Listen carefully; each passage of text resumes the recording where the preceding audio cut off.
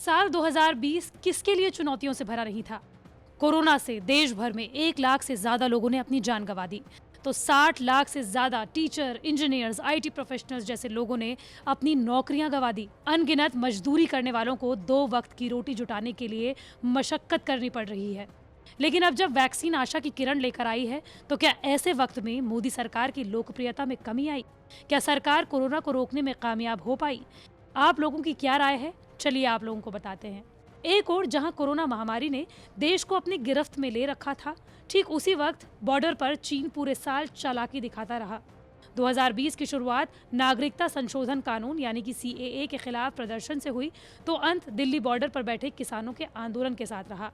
ऐसी स्थितियों को देखते हुए किसी भी नेता या उसकी सरकार की लोकप्रियता में गिरावट आना तय माना जाता है। लेकिन भारतीय जनता पार्टी यानी कि बीजेपी और मोदी सरकार के साथ ऐसा कुछ नहीं हुआ। India today, Karve insights, mood off nation यानी कि MOTN के सर्वे से मालूम पड़ता है कि प्रधानमंत्री नरेंद्र मोदी की लोकप्रियता अभी भी बनी हुई है और जनता का साथ उनकी सरकार के साथ अभी भी बना हुआ है।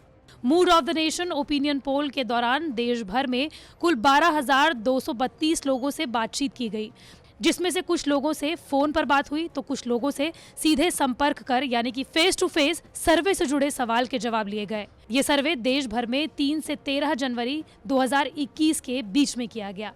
सर्वे में मालूम पड़ता है कि अगर आज लोकसभा के चुनाव होते हैं तो एनडीए को 321 सीटें मिल सकती हैं। MOTN के साल 2020 के सर्वे की तुलना करें तो एनडीए को 5 सीटों का फायदा है। हालांकि 2019 के लोकसभा चुनाव में मिली 353 सीटों से ये अभी कम है। दूसरी ओर यूपीए के खाते में 93 सीटें जाने का अनुमान है। सर्वे के मुताबिक 543 लोकसभा सीटों में बीजेपी के खाते में 291 और कांग्रेस वाली यूपीए के खाते में सिर्फ 93 सीटें जाने का अनुमान है। हालांकि दक्षिण भारत और मुस्लिम लोगों के बीच बीजेपी की लोकप्रियता कम है।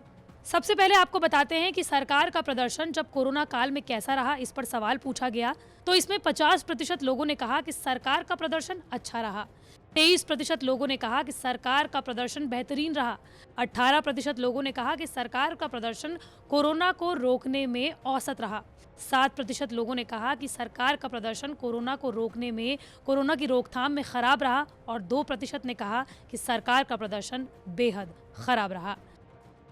साथ ही कोरोना का असर देश भर ही नहीं बल्कि दुनिया भर में आर्थिक फ्रंट पर भी देखा गया। इसका असर भारी रूप से जनता को हुआ। आर्थिक हालात पर कोरोना का कैसा असर रहा, ये आपको बताते हैं। इस सर्वे में पता चला कि 66% लोगों की आमदनी घटी है, 19% लोगों की नौकरियां गई हैं, 12% ने कहा कि उनकी आमदनी पर इस कोरोना काल का कोई असर नहीं रहा और 3% लोगों ने कहा है कि उनकी आमदनी इस कोरोना काल में बढ़ी है। इसके साथ ही अलग अलग क्षेत्रों में जनता को कोरोना से भारी नुकसान उठाना पड़ा। सर्वे में 66% किसानों ने कहा कि उनकी आमदनी घट गई है। 17% किसानों ने कहा कि कोरोना संकट की वजह से जो खेती थी वो खत्म हो गई और वो बेरोजगार हो गए। अगर कामगारों की बात करें तो 69% यानी कि हर 3 में से 2 ने कहा कि आय बिल्कुल घट गई है, जबकि 21% ने कहा कि इस कोरोना ने उन्हें बेरोजगार करके छोड़ दिया है। सेल्फ एम्प्लॉयड यानी कि स्वरोजगार लोग, जिन्हें प्रधानमंत्री नरेंद्र मोदी भी खूब प्रमोट करते हैं, उनसे जुड़े लोगों से जब बात की गई सर्वे में तो उनमें से 65% लोगों ने कहा कि उनकी आमदनी घट गई है। 20% ने कहा कि जो रोजगार था वो भी खत्म हो गया है। सर्वे के मुताबिक 66% बिजनेसमैन की आय घट गई है, जबकि 19% का कारोबार बंद हो गया है। इसके अलावा इंडिया टुडे के सर्वे में सामने आया है कि 61% नौकरी करने वालों की भी आय घटी है, जबकि 19% लोग कोरोना से बेरोजगार होकर घर बैठ गए हैं।